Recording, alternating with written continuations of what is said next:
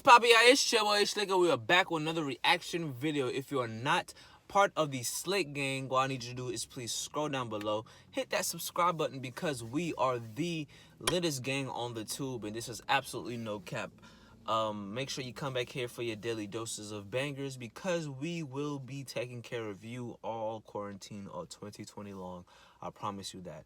Now today, if you have already checked out the first part, I appreciate you. But if not, go back, check out the first part of this clip of the interview. I've done a couple of other ones on Nasty C's interview too. If you haven't checked out any of them at all, go check all of them out. I would highly appreciate that.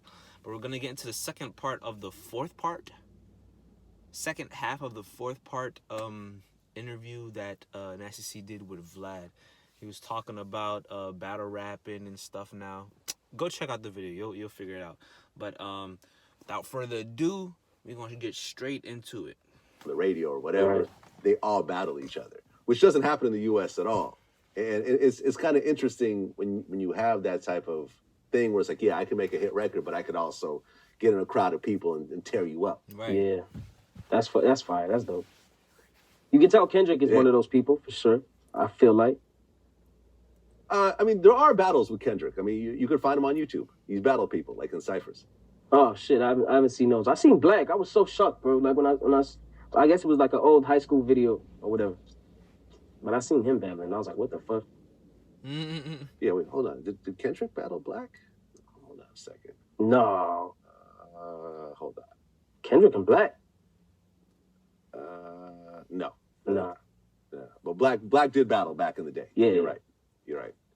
All right, so I mean, you're at the top of your game right now as one of the biggest rappers in South Africa. You got the Def Jam deal. What's really next for you? Like, what's the plan over the next couple of years? Just to show you guys more of what I could do, you know. I've always been fucking creative. I do everything. Like, I make beats, I direct videos, I edit them myself.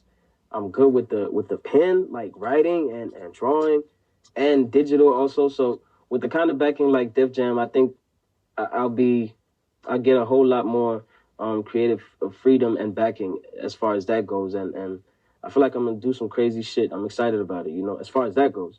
And then with just the music shit, I hope I get to make connections with all my favorite rappers that side, and I get to make music with them. I hope he does too, because that's one of the biggest things I want for him to happen for him, because that will solidify him in our culture as much as your culture.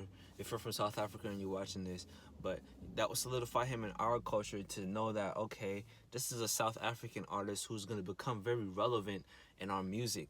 And if he gets, you know, features from like fucking J. Cole, Drake, and even smaller artists, but not so small where it's like they're not knowing.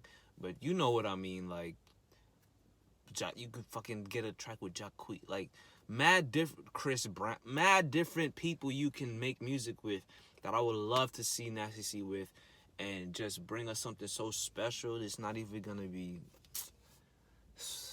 I'm so excited for him. I don't think y'all understand, especially if you're an OG on this channel. You understand. If you're not, you understand how much I've been rooting for this guy's success, because I know his talent, and now more so I know his mentality and his character. Like, this is why I want to see him win on a large scale. I know in the next couple of years, he's gonna be a relevant name out here. I don't want his name to drown out at all. I want his name to be relevant as fuck. Like, we can make something crazy. And also, I hope they can fucking help me get this Adele feature. Or Rihanna feature or something. Yeah. Yeah, I heard those are the two people that you're trying to get. Yeah, bro. And Thug.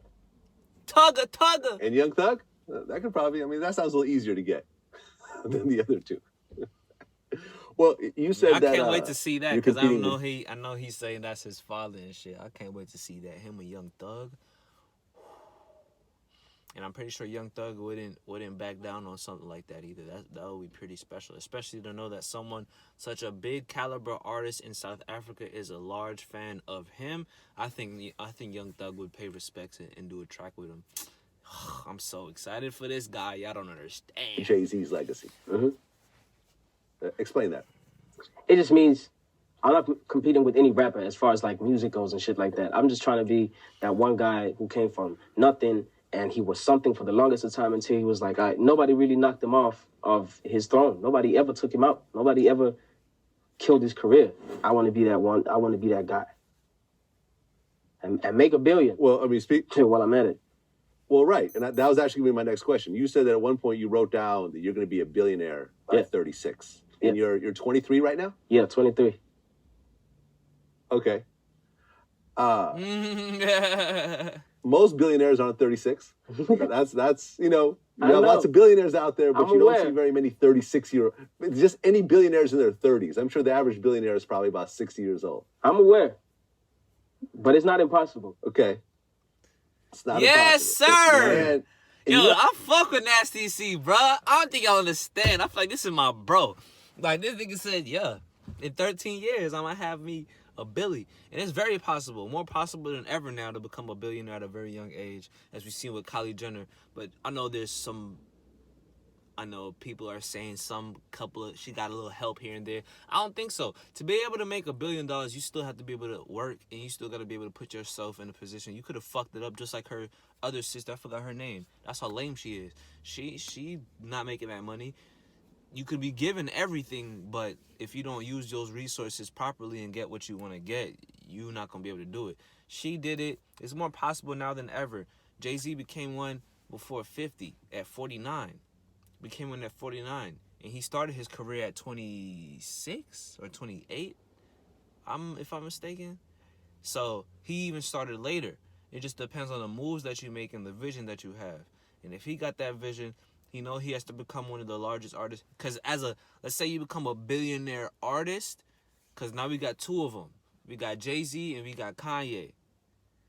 Now, if you want to become a billionaire as an artist, you have to become one of the largest artists in the world.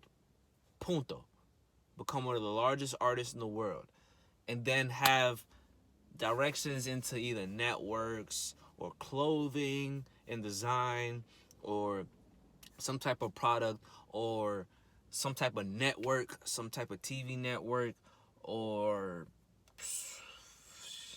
there's a couple of ways he do it. And of course, networking a lot of different pieces together. And it could take him a good 13 years, a good 13, 15 years if he stays on track heavily and don't fuck around with nobody that's willing to take him out of course. If he does that, most definitely can become a billionaire. He said it's possible. It ain't impossible. Man, look. You actually invest your money. Yeah. Okay. And this is something I'm very big at. I have an Instagram page called Vlad Stocks where I talk about stock investing. Yeah.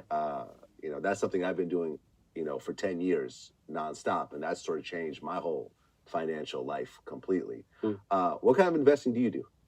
I bought 2 houses, two properties that I'm renting out.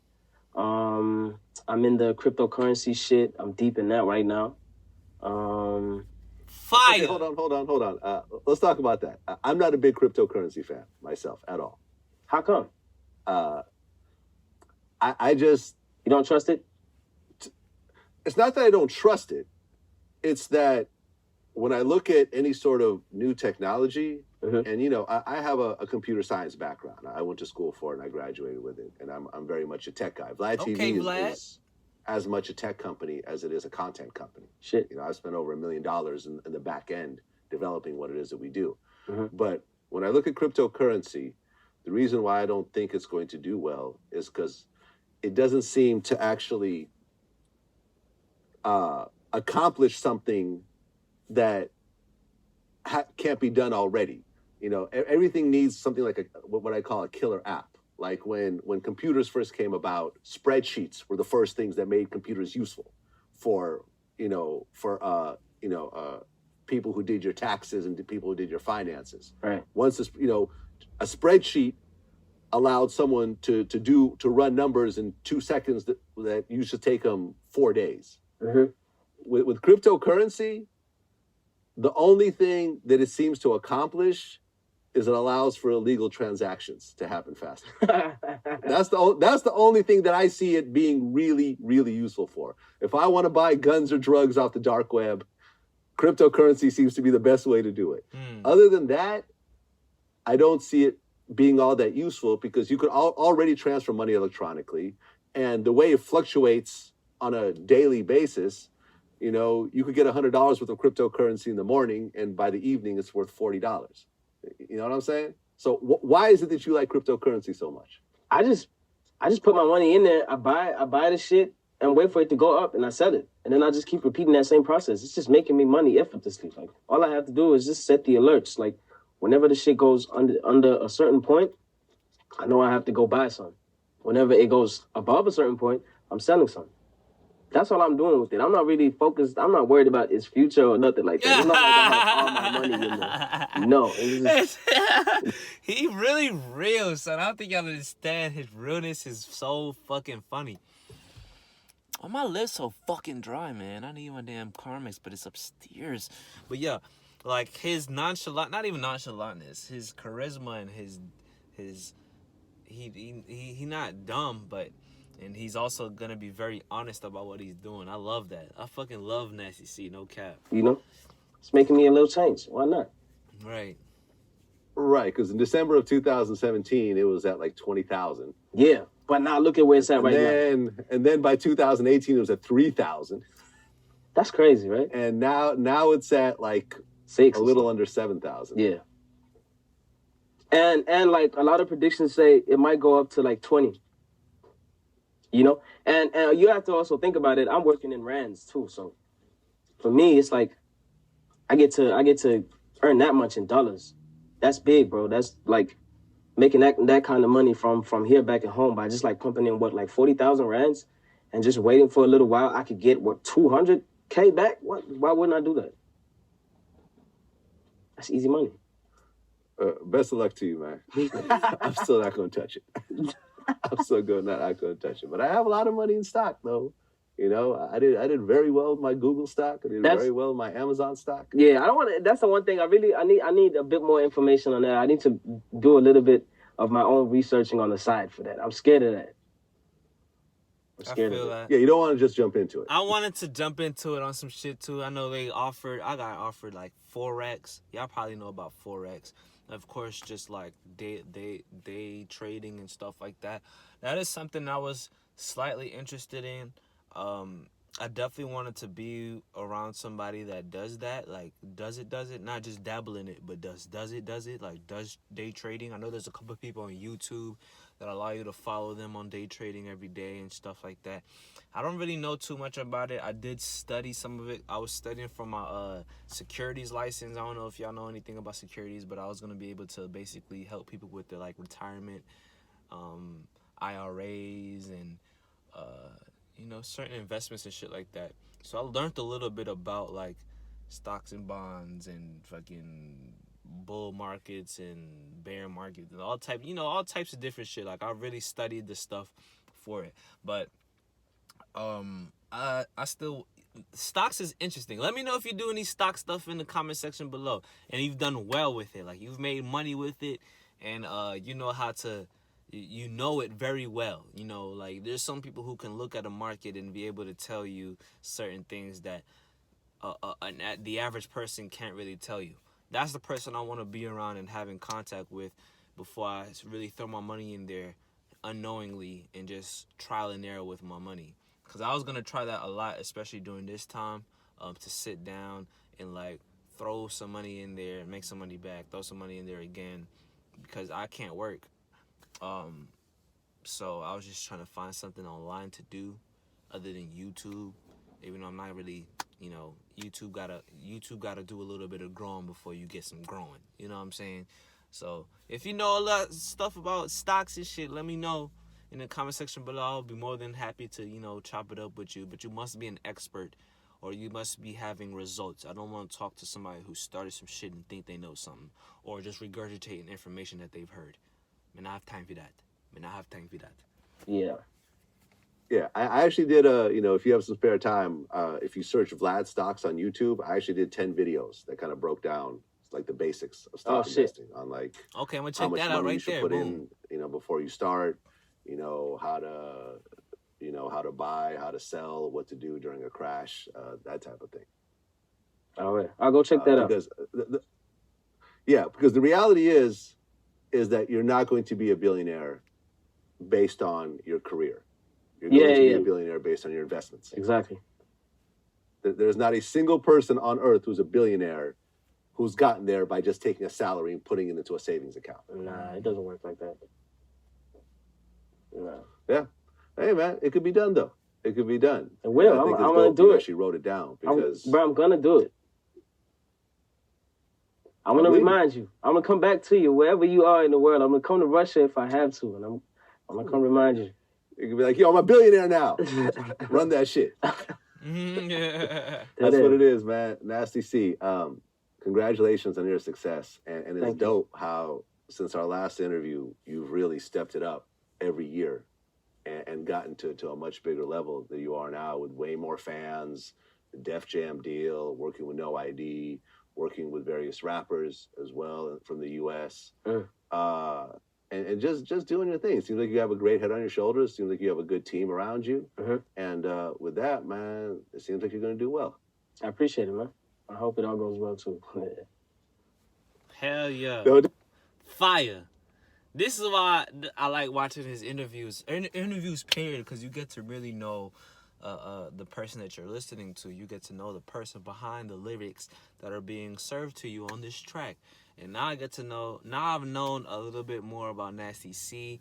I've just become a much bigger fan. Again, if you're like an OG to this channel, you know I've been cheering on Nasty C's success since the beginning, since I first heard him. And I was like, this dude is special.